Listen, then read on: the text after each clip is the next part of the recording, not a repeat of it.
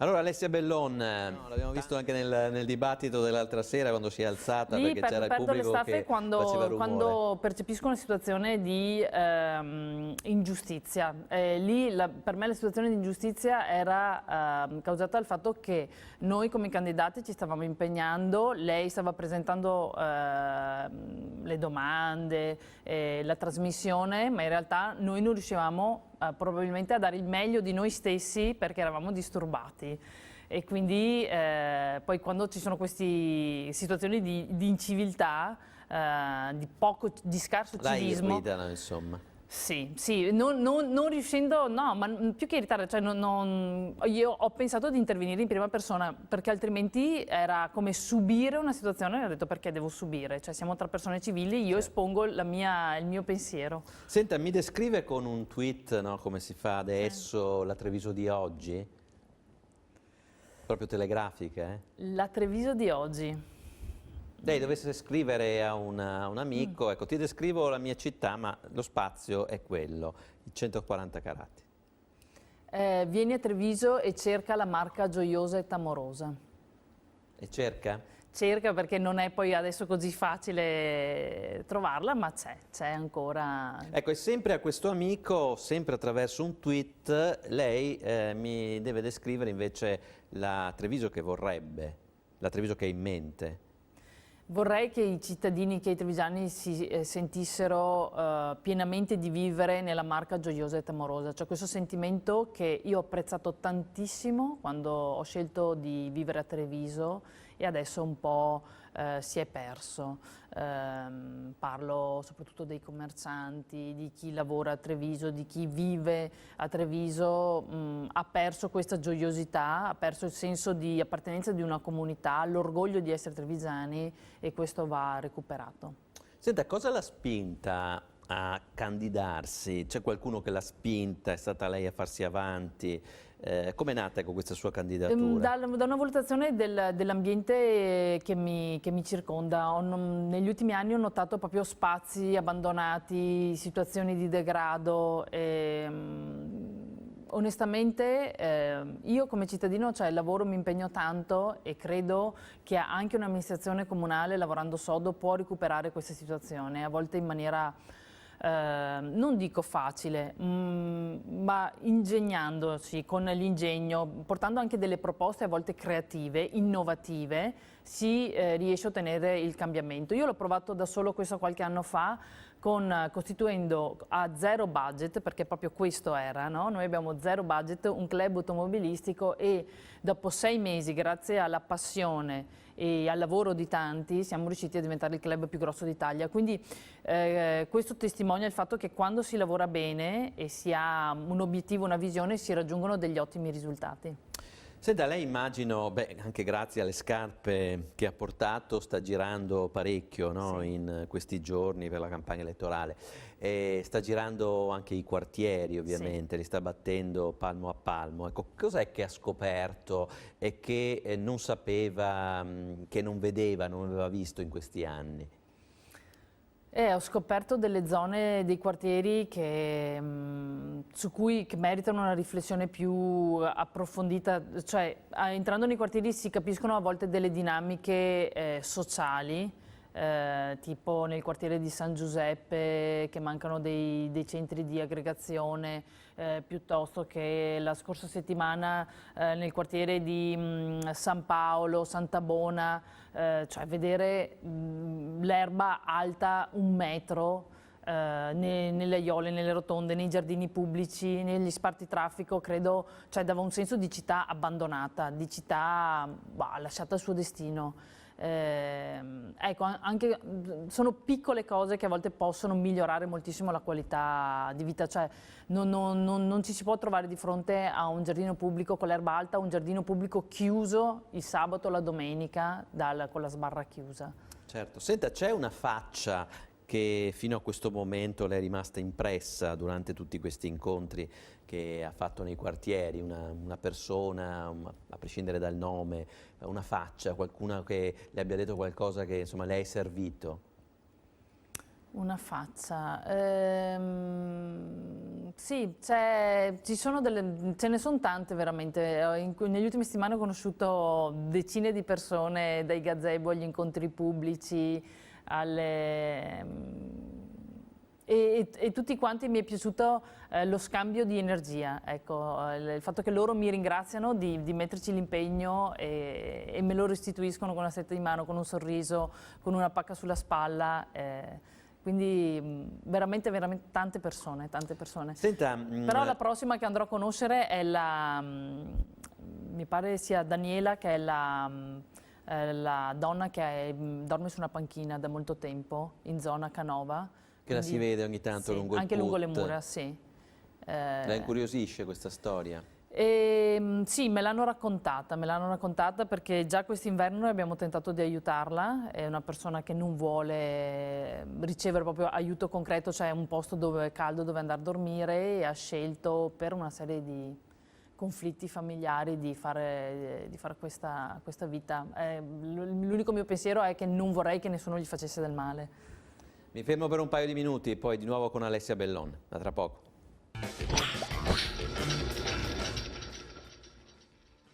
Allora Alessia Bellon, tanti incontri, no, tra candidati in questi giorni, ce n'è qualcuno con cui ha instaurato un feeling maggiore rispetto ad un altro? C'è qualcuno che è più vicino al suo modo di pensare e qualcuno che invece è più lontano dal suo modo di pensare?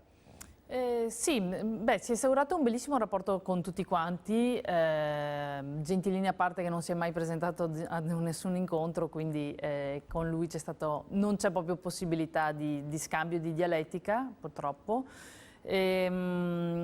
Col mio modo di pensare più feeling, ognuno porta delle buone idee, dopo si tratta di capire qual è la reale capacità di attuarle. Quello più lontano come approccio, come modalità di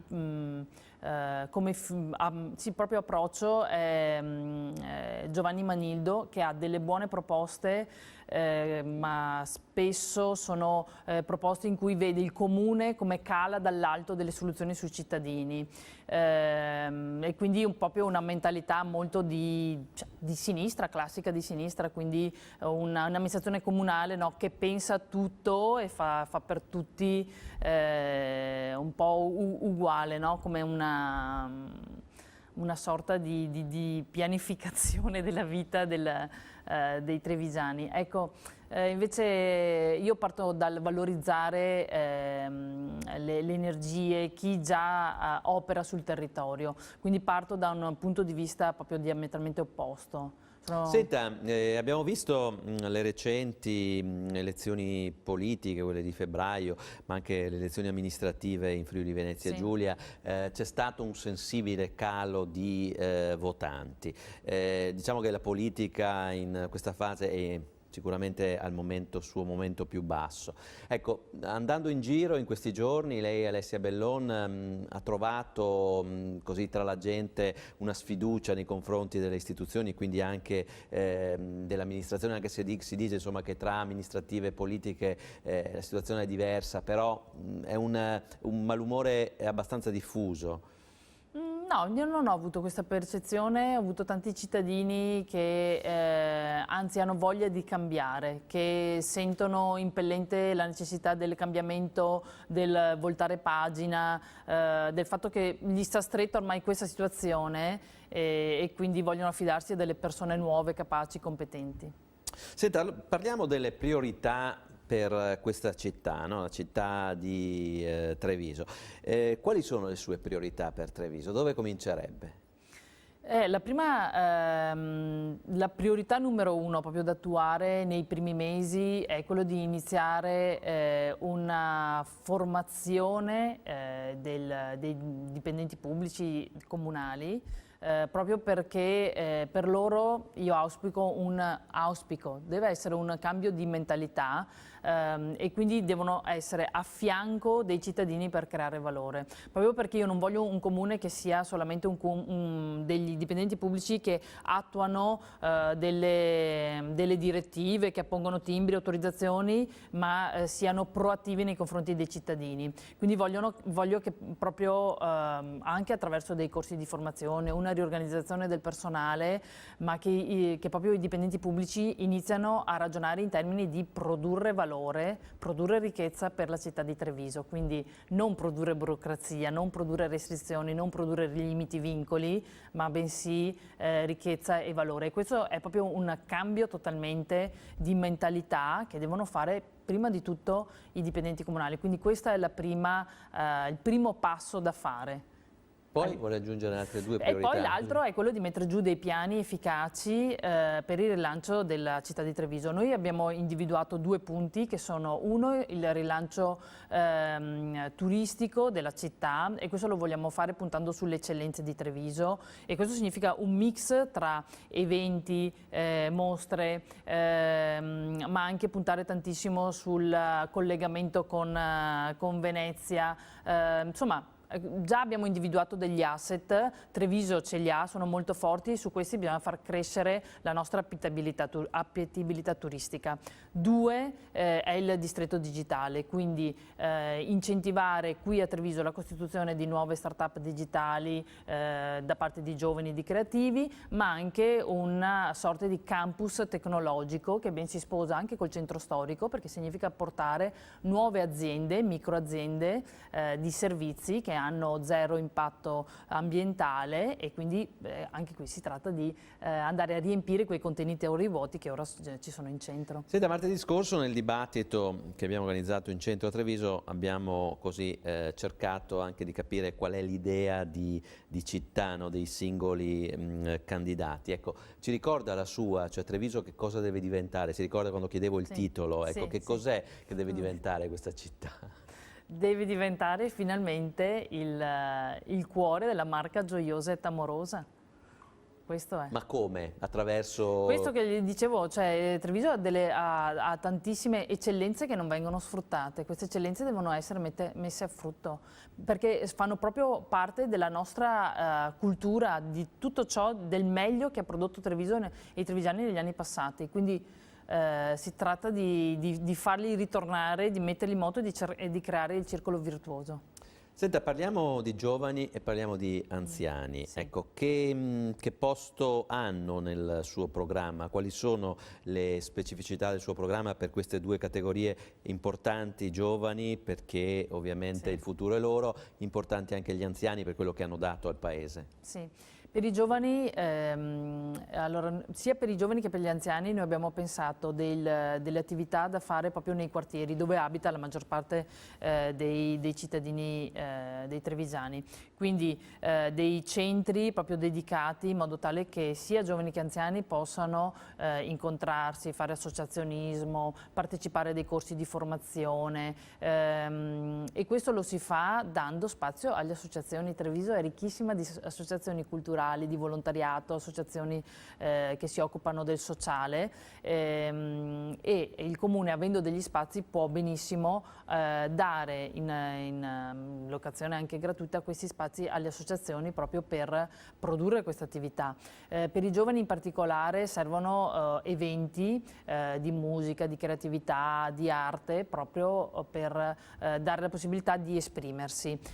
Possono essere anche eventi di street art, possono essere zone da dedicare a delle esibizioni musicali dei giovani, ma anche grossi eventi tipo l'Home Rock Festival, che è uno di quegli eventi che Treviso non deve come città limitare, ma bensì dare tutte le infrastrutture perché questo festival sia uno dei fiori all'occhiello. Per gli anziani invece? Per gli anziani sempre. Li stava dimenticando. No, sempre come dicevo, per i giovani già gli anziani usano quelle strutture che ci sono all'interno dei quartieri per ritrovarsi, ma si può fare molto di più.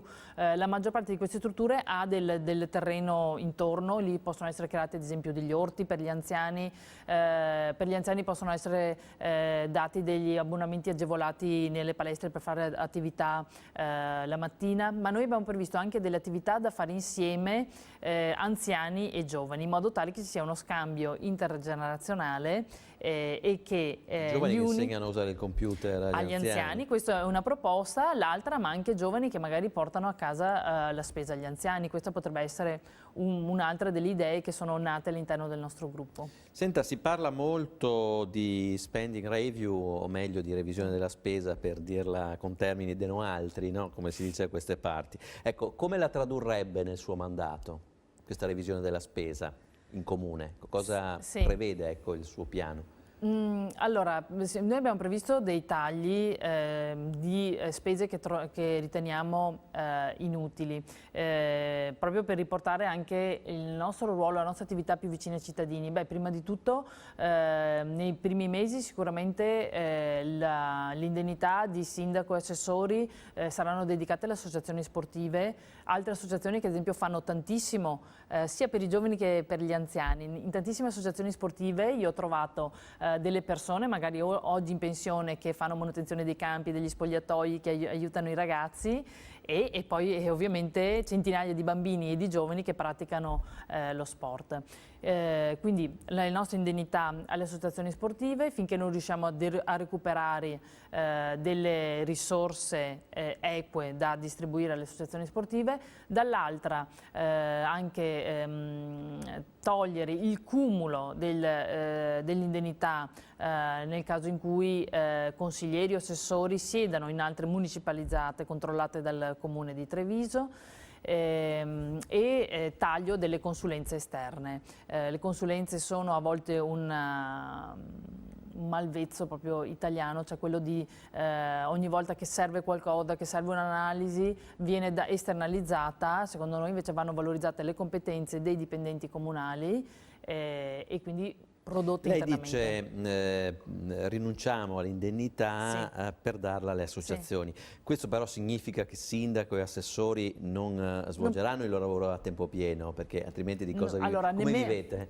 Nemmeno oggi sindaco e assessori, sfattiamo questo mito, stanno svolgendo il loro ruolo a tempo pieno. Beh, uno perché gli assessori, ci sono degli assessori che hanno più di una carega, no? All'interno di varie aziende o municipalizzate o non di Treviso. Nel senso, l'obiettivo nostro è quello nei primi mesi di non percepire l'indennità finché non riusciamo a recuperare delle risorse per le associazioni sportive, perché non mi piace dire darò delle risorse o aumenterò i capitoli di spesa verso le associazioni sportive finché non ho il bilancio sotto mano, tutti i conti pubblici sotto mano, non so esattamente di che cifre stiamo parlando e quindi non volendo promettere qualcosa a vanvera dico rinuncio al mio e lo do sicuramente in favore delle associazioni che stanno facendo tantissimo. Senta, parliamo dei primi 100 giorni, da sindaco, come se li immagina?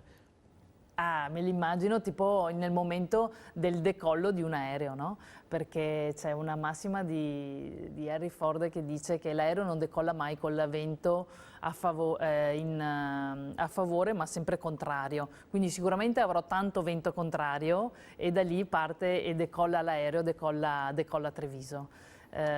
Quindi super impegnato. Super impegnato. Ecco, il primo giorno invece come se lo immagina? A Casugana che fa? Arriva, apre tutte le finestre, cambia ufficio, aria nuova. Cosa fa? Si tratta di prendere veramente, di toccare con mano quelli che sono i conti del comune, quindi sapere quali sono le risorse, quali sono i progetti in fase di sviluppo e come completarli, conoscere chi sono tutte le persone che adesso hanno in carico delle responsabilità all'interno del comune e con loro condividere obiettivi a breve e poi stabilire i nuovi obiettivi a medio e lungo termine. Quindi si tratta proprio di una fase di analisi e di puntare i primi obiettivi su cui muovere la macchina comunale. Ecco, lei corre da sola, lei vince o perde da sola perché ha soltanto a sostegno Indipendenza Veneta, quindi immagino che la squadra di giunta ce l'abbia già in mente, l'abbia già costruita. Sì. Rettifico il soltanto perché credo di avere con me la squadra più innovativa nel panorama politico veneto, visto che Indipendenza Veneta è l'unica forza che riesce a portare delle proposte al di fuori dei paletti dei vincoli delle segreterie partitiche romane. Quindi siamo persone che pensano con la nostra testa e stiamo progettando una nuova via d'uscita per il Veneto. Sì, ho delle persone validissime, tra cui mi piace ricordare Maurizio Giomo, che è il vice sindaco candidato con me, che è un esperto di viabilità, un ingegnere, una persona che attualmente già progetta quindi parcheggi, viabilità per a Treviso, ma non solo, si è occupato anche di smaltimento rifiuti e di manutenzione edifici, quindi è una persona che ha proprio delle competenze tecniche importantissime da dedicare a Treviso. Senta, siamo proprio in chiusura, spese per la campagna elettorale, quanto ha messo in preventivo? Siamo circa 10-12 mila euro, quindi un budget veramente all'osso che ci serve proprio per, soprattutto l'abbiamo utilizzato per stampare i giornalini di quartiere. Per ogni quartiere noi abbiamo messo giù delle proposte concrete sulla viabilità, sulle cose da fare per le associazioni, su punti di ritrovo, piste ciclabili, quindi proprio siamo andati a capire quali erano non solo i problemi, ma proprio abbiamo portato delle soluzioni che spero poi insomma le abbiamo proprio condivise con le persone del quartiere e le stiamo distribuendo, quindi il nostro budget è andato proprio a mettere nero su bianco proposte, ma proposte concrete.